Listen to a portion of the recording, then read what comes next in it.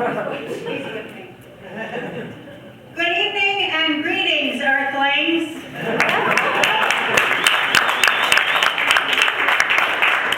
Honestly, I'm so honored to be speaking to you right now. First of all, because I know you're informed and you're intelligent, and that's just fantastic to find myself before that type of an audience.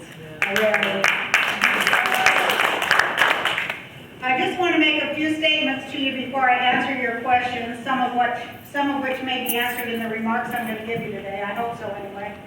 A lot of you know me from the character I portrayed on television years ago, a character who spoke to Americans about class, gender, race, gay rights, teenage female angst, and the power of unions at a time when those things were not largely ever spoken of on the people's airwaves in the United States of America.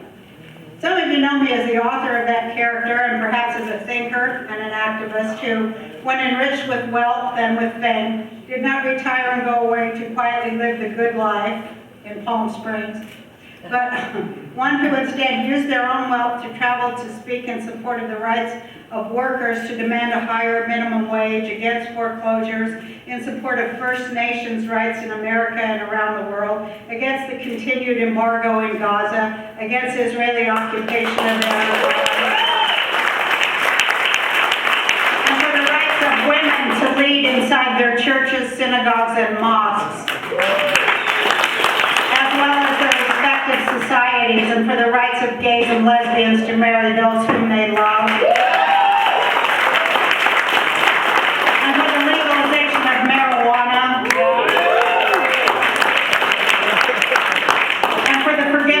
Student loans and all debts, in a debt jubilee for which I have advocated on behalf of the widows and orphans of this world. Yeah. Perhaps you don't know those things about me. In any case, now you do. Why am I not retiring with my TV money and moving to Sun City, Arizona, or Palm Springs, California, like most old celebrities do? Because I am not yet tired of speaking truth to people and to power. Good. I will not let idiots go unanswered. Nor will I allow the most hateful of people to unpiously redefine the words of one who took the ultimate vow of poverty in service to justice against empire and the separation of religious and secular law. Despite NDAA or any other man-made method for the silencing of dissent or of common sense. Yeah. The question I'm most asked by people skeptical about my candidacy is, do you honestly think you're qualified to be POTUS? And if so, why? I answer that respectfully like this. I worked my way up from a childhood where I was a member of a small minority. I was a smart, fat girl. In a community where there was not much ethnic, political, or religious diversity, Salt Lake City, Utah. I was not born with a silver spoon in my mouth. I didn't even have a plastic spork in my mouth. Wendy's, you know. After everything from dishwashing jobs to waitressing, I found my way to stand-up comedy. My humor resonated with working people, especially women. I took the truth of the working class life I had led all the way to the pinnacle of show business, and speaking of being a job creator, I created jobs by the hundreds over the years. In fact, some people that I gave a start to are millionaires today.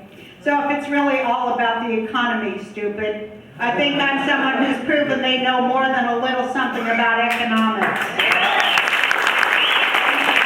I am the American dream. And my success is based on average working people recognizing that I know their problems and challenges. I didn't make my money manipulating currency or selling bundles of shaky loans or peddling weapons to dictators. I earned my money bringing truth and respect and humor to average Americans, and my message still plays all over the world. So I think I'd be a pretty good ambassador of American goodwill to people everywhere. But starting here at home, my motto is, the American people are too big to fail.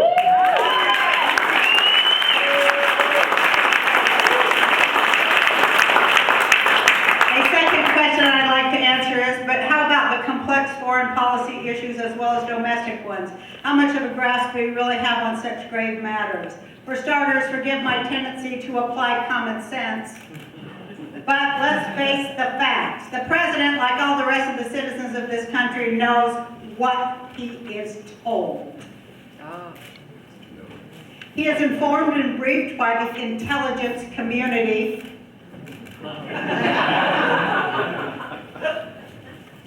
And by qualified people and advisors concerning the critical issues which he or she must consider and act upon. I would be surrounded by and aided by qualified people who would perform the same functions for me. I would use my common sense and my decades of experience as a concerned and informed citizen, a successful business person, a conscience-driven writer and activist, a mother and grandmother, to consider and act upon the critical issues that a leader of a great nation must confront.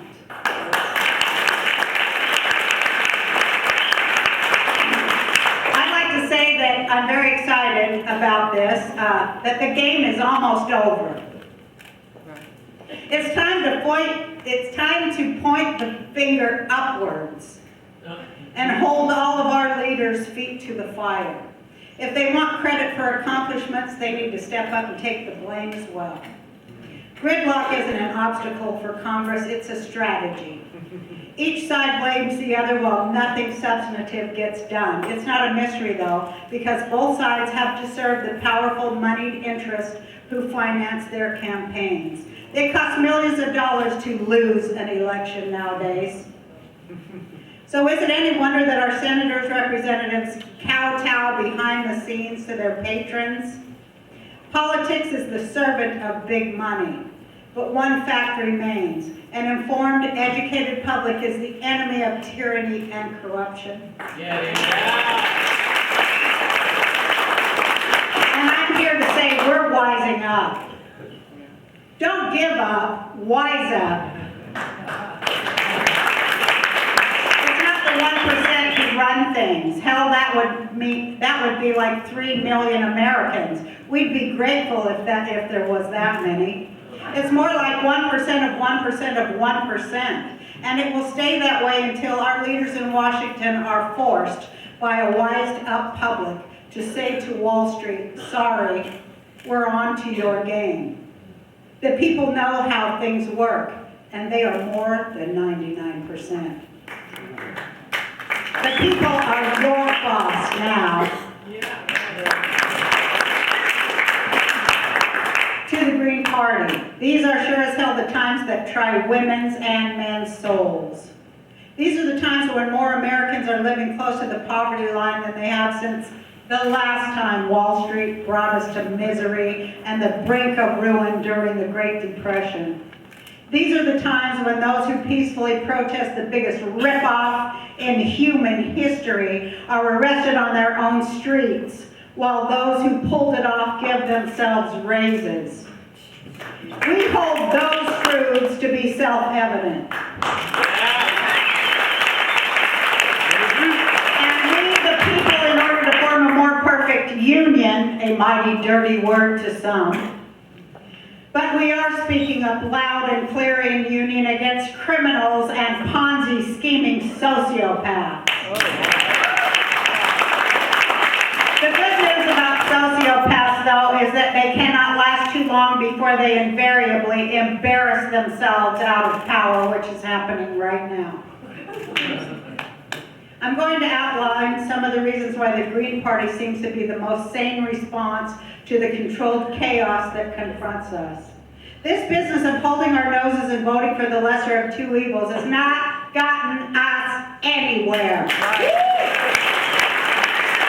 And it never will. This truth is hard to swallow for so many people, but it is the truth nonetheless. And here it is. What we've been sold as the American dream for a long time now is basically an unsustainable, debt-fueled treadmill to nowhere. The free market is basically a recipe for the race to the bottom, which is code word for slavery. Right.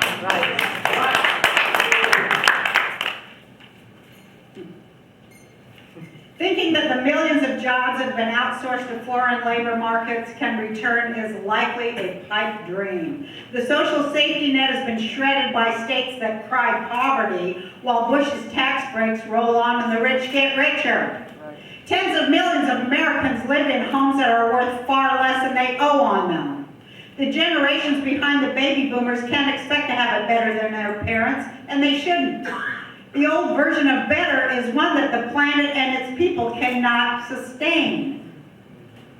We're going to need to redefine the very definition of good life. And we're going to need to do that along the lines that the Green Party follows and represents, not those followed by wildcat banksters and currency manipulators and debt salesmen and lobbyists who bombard our supposed representatives in government with their pressurized pitches for rich special interests.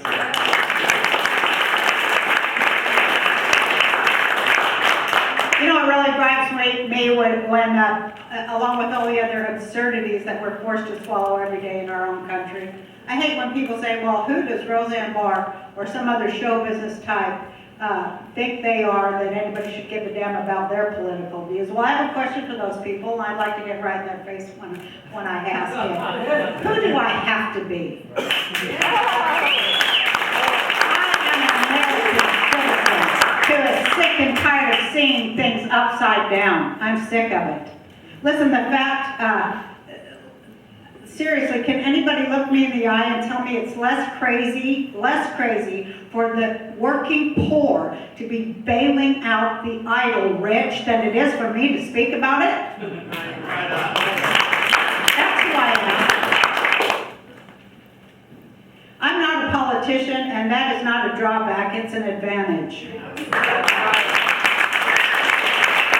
Do I need to know every micro detail about a failed policy like our ridiculous war on drugs to know that anybody who wants to buy some recreational drugs can probably do it, even if they're in prison?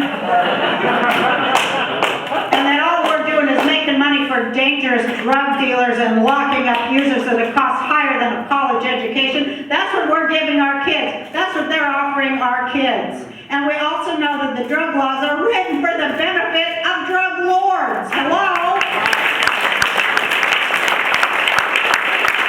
All these laws are written for Ponzi scheme and predators, sociopaths, and drug lords and criminals. I'm not making this up. I'm not. Let's cut right to the chase and get past the Coke versus Pepsi issues and straight to the bread and butter or meat and potato issues if you're still eating meat. And hopefully you'll stop. And I just want to put a plug in here. If people would get their protein from the macadamia nuts such as I grow in Hawaii, we wouldn't have any global warming.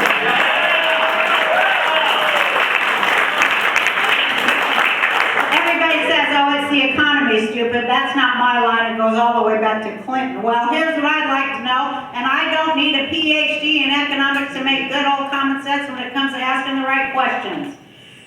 On the day before a big market crash or economic crisis or whatever they want to call it, what happens that is so fundamentally catastrophic? Does the sun decide to stop shining? Do the chickens decide to stop laying eggs? Do crops stop growing in the fields? Do people decide they can't show up for work? The truth is, it always seems to come down to some giant, almost overnight tsunami of you-know-what hitting the fan in the heart of Banksville, USA, Wall Street. Or wherever these money-manipulating geniuses play their games with everybody's home values, livelihoods, savings, pensions, and all the rest of the stuff that people who actually do real work so hard for. They work us, these guys that play the money manipulation games all day with other people's money. They work us and they play us. Remember not so long ago how every other damn ad on TV, the one for boner pills or bouncy hair or big giant cars that look like little buses was for home equity loans. Remember that? It was all over the radio and the internet too. Oh, you're sitting on a small fortune, they told us. Why put off those dream vacations, room additions, and that nice new car? When First Fidelity Financial Trust and Consolidated Con Artists can write you a nice big fat check for doing nothing but taking out some of the big dollars just sitting there in that piggy bank you're living in. What they didn't tell millions of Americans, and they convinced it was a bright idea, was that they would be putting their homes halfway in the pockets of those banksters by letting them put their name on your mortgage and on your lease.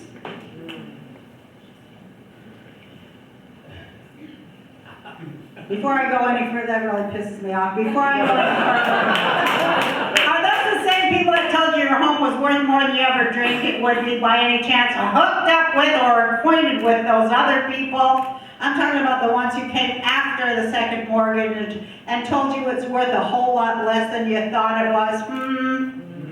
Are they in the same business? The playing around with people's hard-earned money business? This system is not broken, it's fixed, as in rigged. It's rigged. And it is rigged too.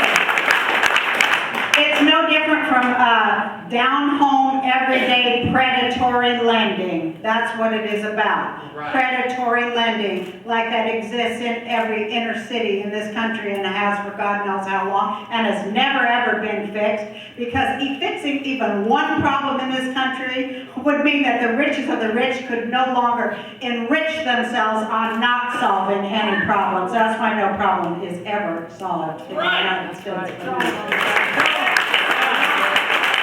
Can you believe it's been damn near 4 years since we all cheered wildly at the prospect of hope and change in our country? It feels like the audacity of hope was more like the audacity of talking about hope and change.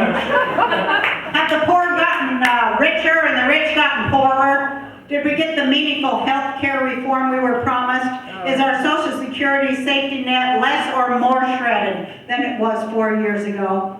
People say, Roseanne, you made a lot of money way back when your show was on. Aren't you one of the 1%? Hey, when we talk about the 1%, I want to say, no, I'm not. Because when we talk about the 1%, we're talking about that very top elite who hold real power. The power to buy politicians like John Boehner.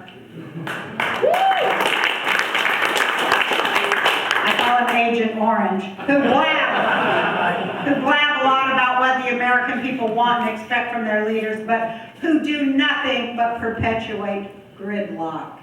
While the Republicans and the Republicans yell across the aisle at each other about who's trying harder to serve the American people, it seems like more people are losing their homes and their jobs, and more people with homes that are underwater after all these years of trickle-down economics. That's when the rich pee on the poor. Right. I figured it out. Now their adult kids are moving back in with them. A lot of these kids aren't any crazier about that idea than their parents are. And a lot of these kids are staggering under student loan debt. I just like to propose a solution there. Why not forgive the student loans, and then they would have more money to stimulate the housing market?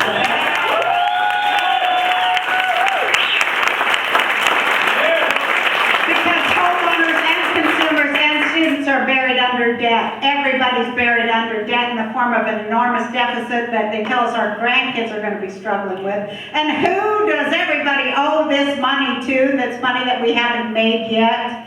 A lot of people think we owe it to China, but that is what a lot of people think China is our biggest creditor, but that's what our biggest creditor actually wants us to believe, because the fact of it is our biggest creditor is the Federal Reserve, the elite bankers of the Federal Reserve.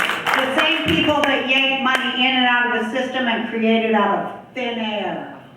I have a suggestion for another solution for taking the biggest bite out of that deficit that they parked over our heads. In the spirit of American ingenuity and do-it-yourselfness, why don't we just tell the Federal Reserve to print up some more money and pay themselves off on our behalf? Be forever indebted to them without actually being forever indebted to them. If you get my meaning. Oh, they'll still be filthy rich and connected. Let's take a look at their demonstrations over on Wall Street. I went there, I went to Occupy Wall Street the very first day. I rushed there because I was like, man, it's coming. This activation that I've waited my whole life for, all through everything, it's coming, and it is here. And it's never going to stop, and it's never going to be defeated, and I'm thrilled with that. And I'd like to say, Mr. Obama, tear down that wall.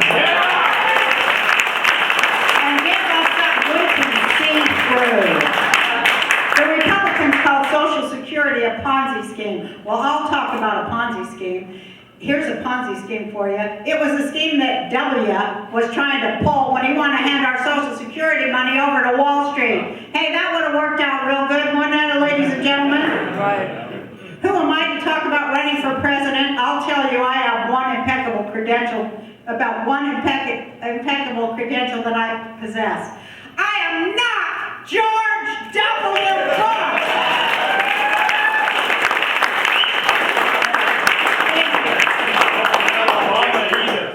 No, and I'm not Obama. I never would have signed NDA. And I'm not one of the members of either party running now that are telling us that the way to make this country better and stronger and more righteous is to keep shredding our social safety net and asking the richest among us to contribute even less. They're job creators. What the hell have they been waiting for? Right. Are they waiting for the free market to kick in there? Free market, what does that mean? Free to pick up our jobs and move them to China? That's what it looks like so far. Free market slavery is what it really means. No regulations against slavery. That's what it means. No shit.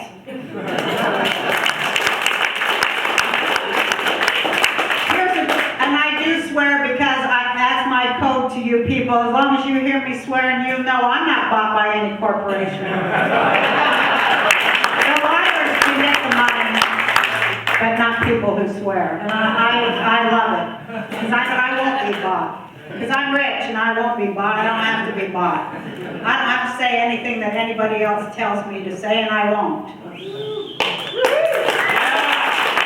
a question that begs answering. Where would the rich be without the working poor? Right. Who would feed them and raise their kids and wash their sheets? And what would happen when they went over to the wall and turned the switch? Who would make the lights come on? Without the working poor, the rich would starve to death. They don't know how to grow anything or cook anything or serve themselves. They don't know that they don't even know that they should share with those who prepare their food. They don't even know that. They are mostly damaged beyond hope, and as they would sit there starving to death in the dark alone, they'll still be thinking of nothing but new ways to trick other people out of their decent wages and health care. That's what they'll be doing. There should not one of them be allowed near any government by or for any people anywhere. Are they people? We'll need to revalue and reevaluate everything now that there's no hope for any of us under the huge dying, bloated beast of unfettered capitalism. Luckily and happily, it's falling all around us, and it's not going to get back up without slavery to fuel it. That is how it works.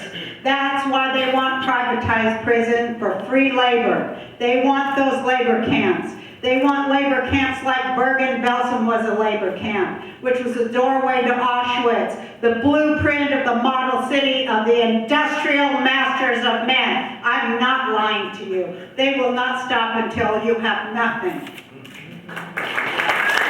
Let it fall.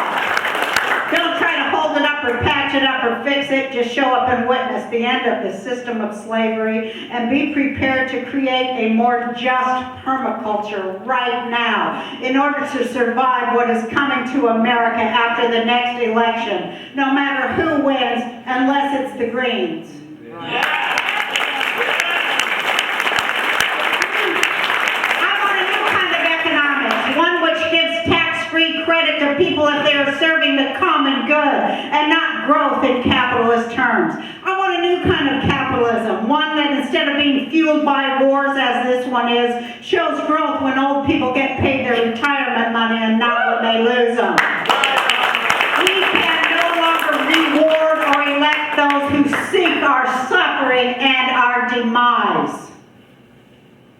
We cannot be free or create real change until what we believe and what we do are in unison every minute of every day.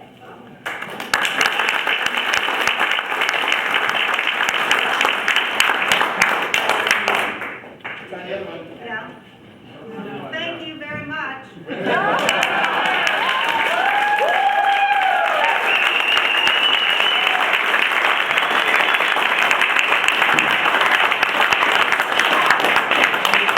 Oh, no, I wasn't there. I thought you cut me off like on the Academy Award. No, I just have a couple more words. That's my heart. Thank you all for sitting here and being here and knowing what you know and doing what you do and keep on doing it too. Love you, Rosie. I love you too.